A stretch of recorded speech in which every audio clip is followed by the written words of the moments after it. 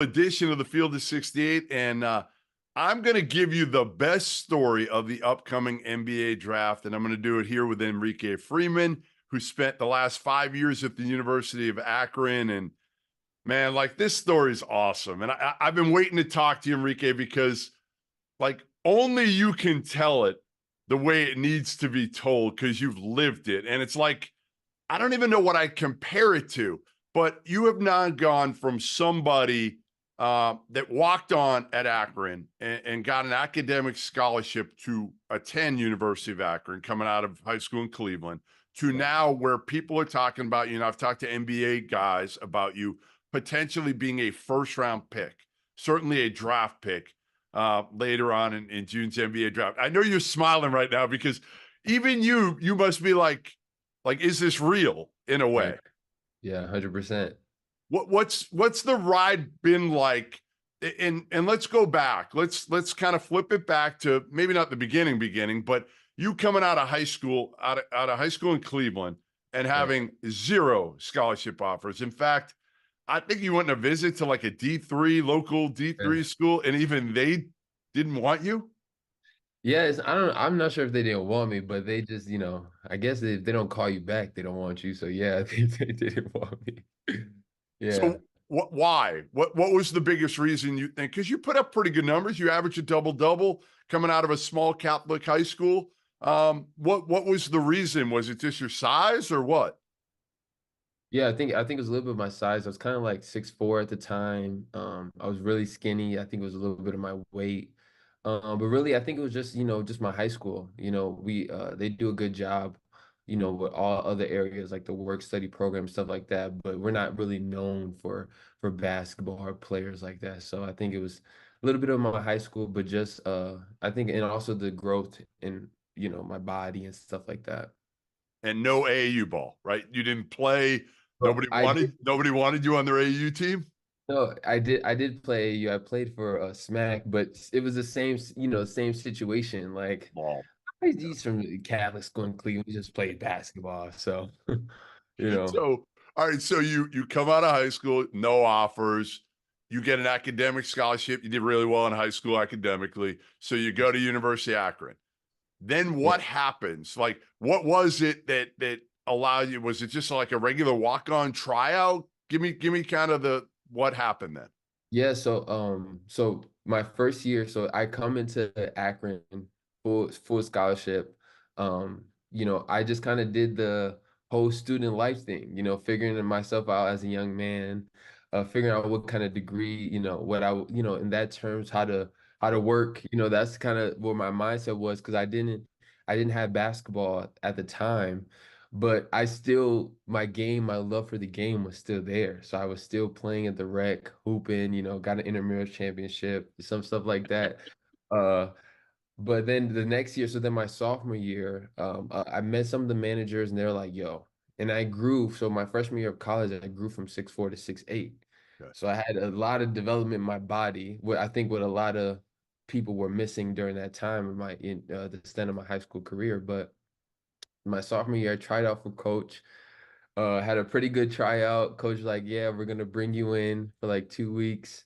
Make sure you're not a bad guy. Fine, he did some research on me, and he's like, all right, well, you're on the team now. And then from there, I kind of worked my way up and just try to be the player I am now.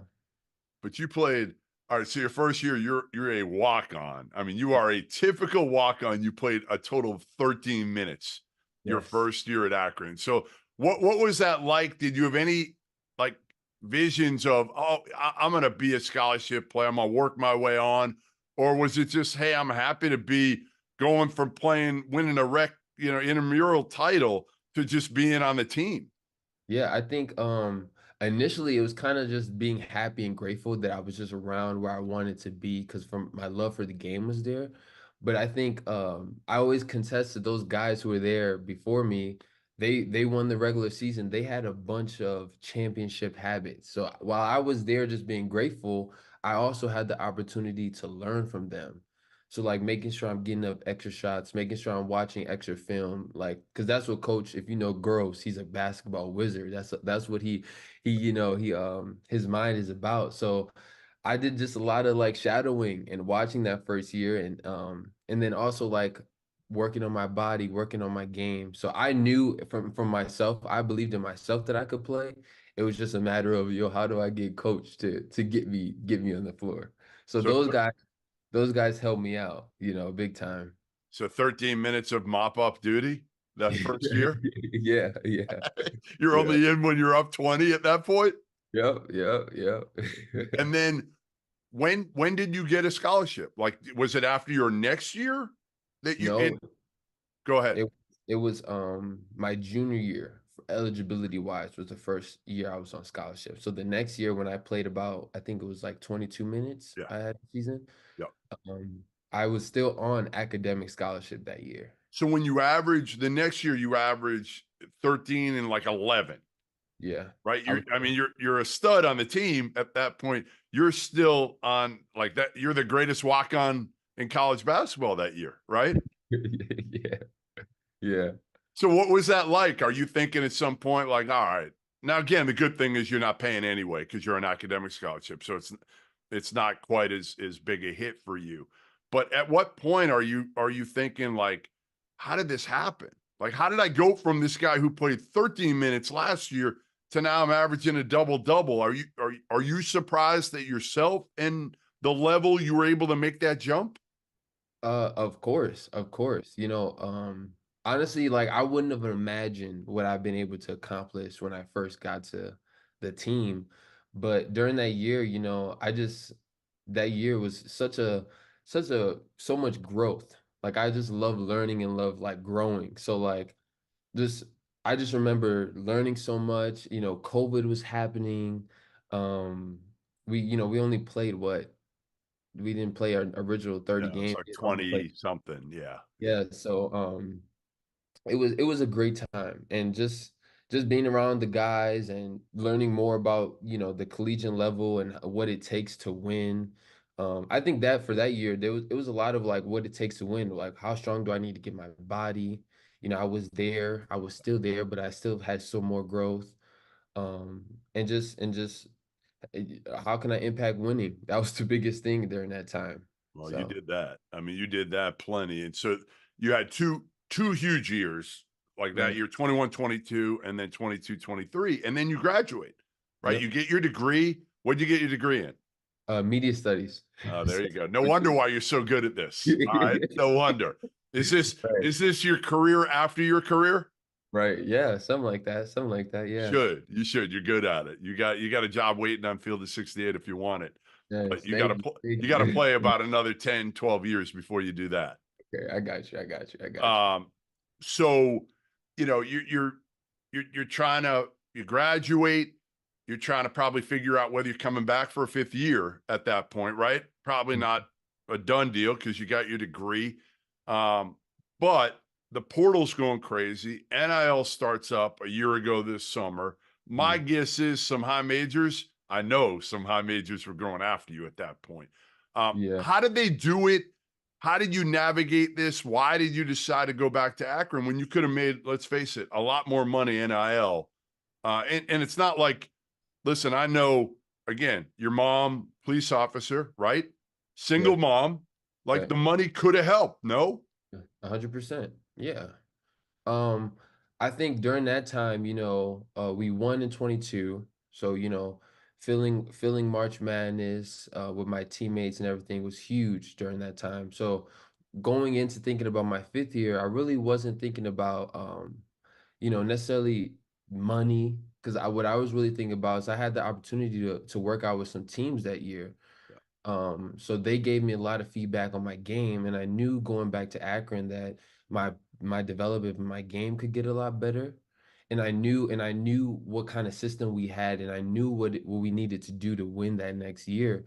So I knew a lot of those factors. So those factors really played into my decision of staying in Akron. And also, my teammates. I've been playing with my teammates for the last 4 years, and there's a bunch of winners around me. So it's like, do I want to give that up? Like, as much as I know what I got to do, those guys are working as hard as I am. So And loyalty, right? Enrique, loyalty to the coach that gave you an opportunity yes, from yes. being a walk-on, from being playing intramurals and playing pickup. I'm sure, Yep. I mean, you sound like a little bit of a different dude than some of these guys. And that's not to say, again, listen, a lot of these guys, it's hard to turn down that money. Right. I'm sure it wasn't easy for you Oh in yeah. a sense when they're coming at you. And this year, the money was it was like double what it was when you were a year ago. Hmm. It's crazy. I don't know if you've been paying Yeah. attention, but Now I'll have to. you might have had a harder decision. Hey, might have been Yeah. a little harder if somebody offered you 1 million plus, 1.5 million. You might have been like, all Yeah. right, listen, John, coach, I love you and all, but right. Like Yeah, it's 100%. Yeah. But that time, and also like me staying at Akron holds a lot of power for our team because we were able to get some guys. We were able to say, you know what, we got some guys who are staying here, are willing to yep. focus on winning. So a lot that's a lot that played into my decision. I mean, the money is always nice, but my mom's always told me like money comes and goes. That like if what's destined to happen will happen. Um, but in that during that time it was really just about what I could do to win. And that next year I knew our team was going to be super dominant in the MAC, so Yeah. it was good. So when did you first realize that, like, okay, I might have a chance, or at least think maybe I can be an NBA player one day? Like, what do you remember was there a moment, a game, or something somebody maybe told you? I think I started realizing when we started winning in 2022. When we played UCLA and really got close in that game. And it kind of, I think when you play in the March Madness, it kind of puts your game in a perspective because you're like, you're going against guys in your conference who you've been playing against, up and I down remember. for a few years. But when you're going against like the high major teams, you're like, well, there's not that much of a gap here. Right. I feel like the perception is that there is, but we're doing Until all you do it. doing the same thing. So Yeah.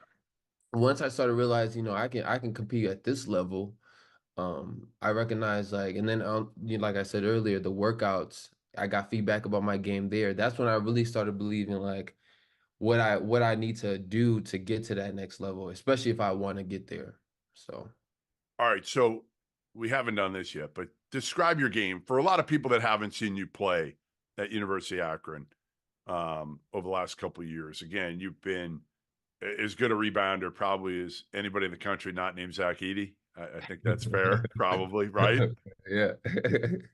Describe your game and what you're going to bring to the table at the next level. Yeah, I mean, I'm a forward.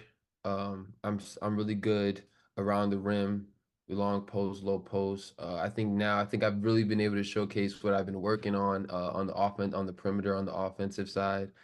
I think the three things about my game is number one, I have a really high motor. The second thing is I'm really good defensively, and then I just play with such high energy. Yes, So you those do. those are the three things that if I could say that highlight my game is those three things. And then at my time at Akron, I think my IQ has went through the roof. Yep. My first year I'm getting double teamed. The third year, now it's a double team plus a scheme. And then this last year, the entire defense is moving to what I'm doing with the ball. Yep. So just learning like where cuts are, and that's been kind of helped me throughout my success in the Portsmouth elite camp and the combine. I'm not playing my traditional role at Akron, so I have to like use my IQ to figure out ways to score, figure out ways to, try to help our team get the best shot and stuff like that. So So that's how you I've just said it. I mean, your road, I don't think has ever been taken before in terms of somebody invited to Portsmouth. And then for people that are watching, like they'll take the best players at Portsmouth and invite them to now the G League camp, elite camp. And Yeah. then the best players, usually a handful of players, go from the G League elite camp to the actual NBA combine. Um, it's never happened, I don't think. I mean, you tell me that anybody's gone from Portsmouth to even the main combine. Mhm. And now, talking about going from Portsmouth to potentially a first round pick is like would be again insane. Tremendous. And yes, but I think one of the reasons I think you were able to do it, you just said, was your motor. Like people love how hard you play. You play like somebody that was questioned coming out of high school. You play with that chip in your shoulder.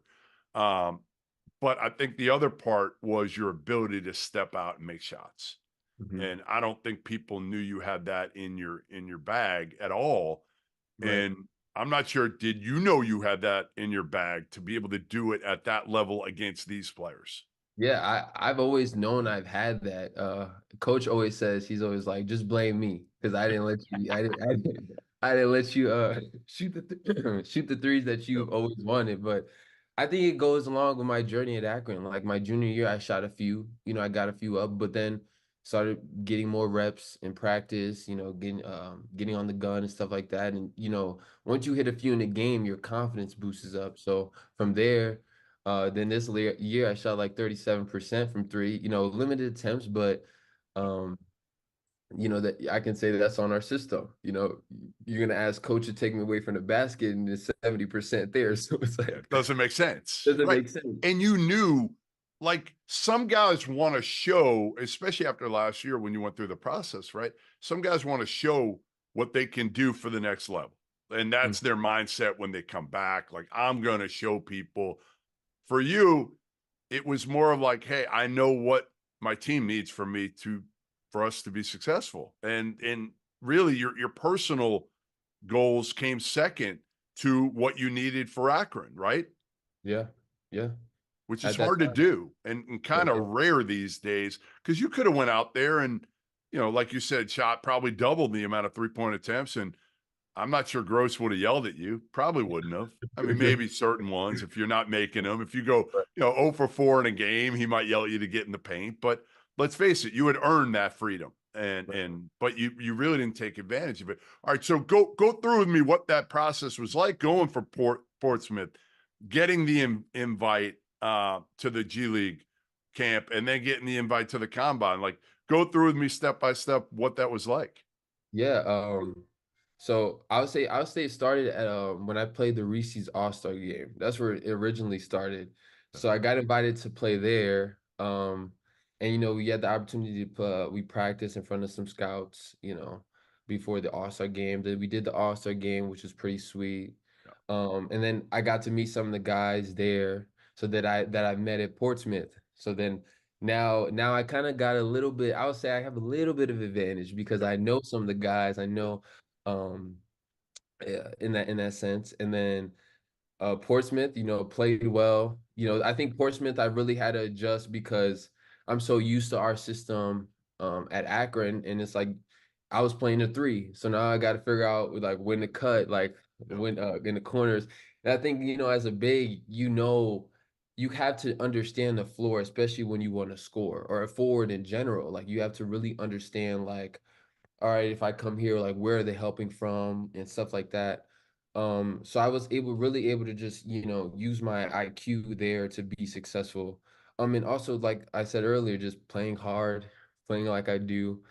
Um, so then after Portsmouth, I get invited to the league camp. It's kind of the same situation as Portsmouth. You just got to play well and hopefully you get called up. So all these, I feel like my journey's kind of always been the same, even from Akron, like from a walk on to just, so I never go into these situations kind of like expecting to be caught up. I just kind of go in like, Yep. it's not going to happen, but you got to play as hard as you can so you could try to Yep. get it to happen. S- Um, So no crazy expectations. Like exactly. you're just looking at Portsmouth as Portsmouth Right. and not looking at like other guys are probably looking at Portsmouth going in thinking, all right, I got to get to the combine, Mm-hmm. I'm right? looking Like at, that. Yeah. yeah, I'm looking at it like is Portsmouth in the league camp, like Yeah.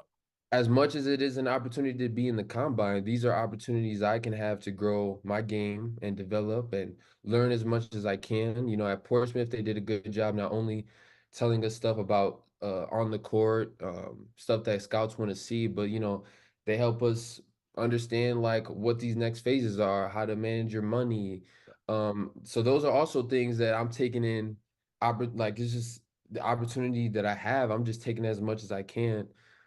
And then the elite camp, I got to, interview with some teams, which was really good.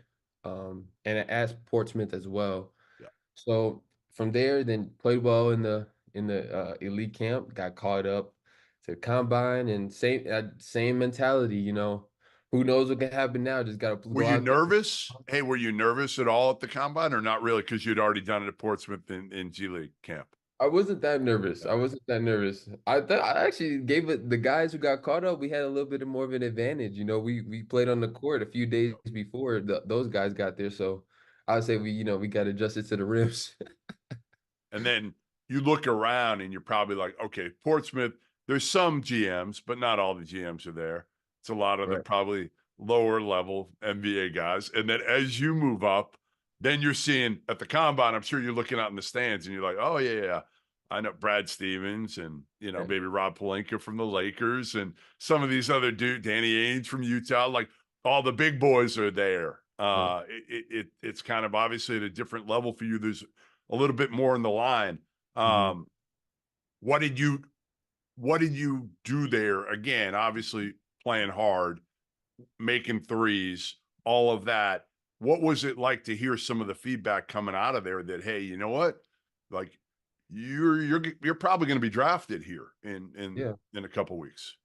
A little bit of it is a little unreal, but I mean, most of it is a lot of things that, I've been working towards ever since I was able to get those workouts before.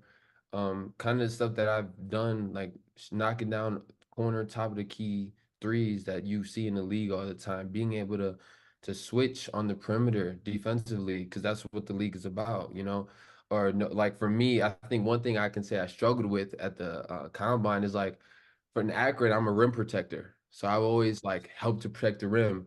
So sometimes I'm like, oh shoot, I could probably go get that. But then I'm like, You oh can't. no, I can't. Right, This guy's right, right over there three. right.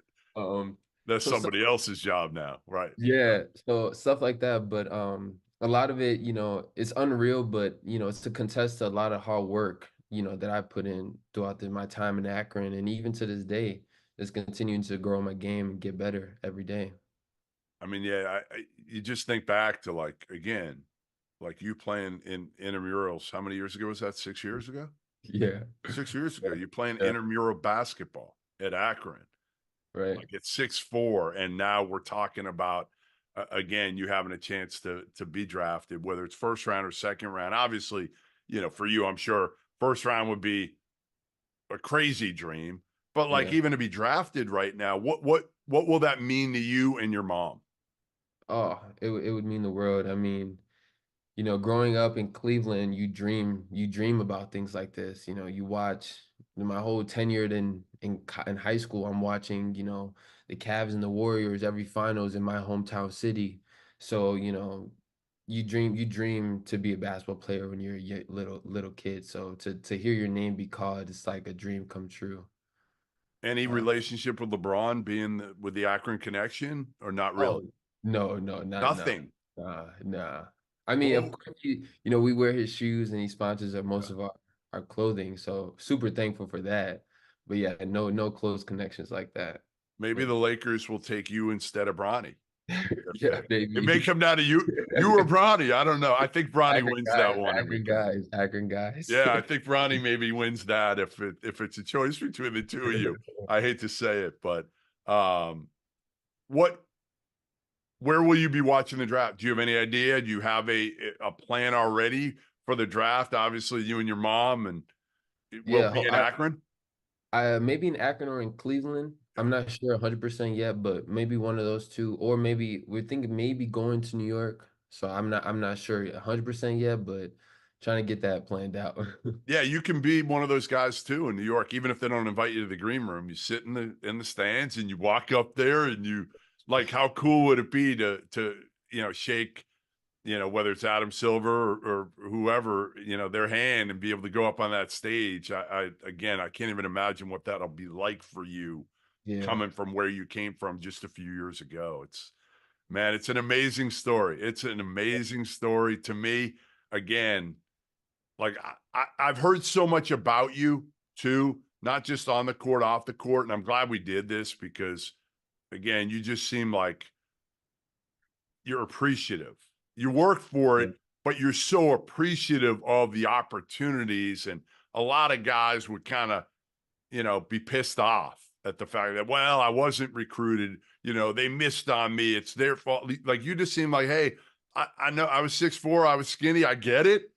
Yeah. Maybe I don't know how you were at the time, if you understood it or you I were mean, pissed off then. I would say, it's, of course it was discouraging. Like Yeah. that was the time with basketball. I'm like, yo, Right. I played in high school, was MVP in high school, the dream, like, I wanted to play college basketball. That's what I wanted.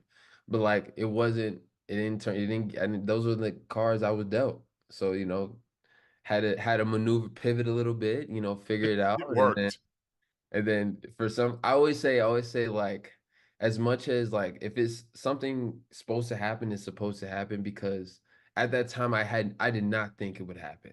Like I was And 100 again, you not a big. can listen, you can give advice to all those kids out there that are overlooked. But Mhm. let's face it, like not a lot of guys. I guess if you did, it sounds like the one thing that you can control, Enrique, and you have, is how hard you play. Like Yep. that is the one. They always say, like, that's a skill to me. Yeah. That's a skill to NBA people, right? Like if you play harder than everybody else, you can control that. You may not be able to control like how great a shooter like certain things that you're not blessed with that maybe other people are, how high you can jump or things Right. of that nature. But what would be the biggest piece of advice you would give to somebody that again has been kind of overlooked and for whatever reason coming out of high school or even coming out of college to some degree? Yeah.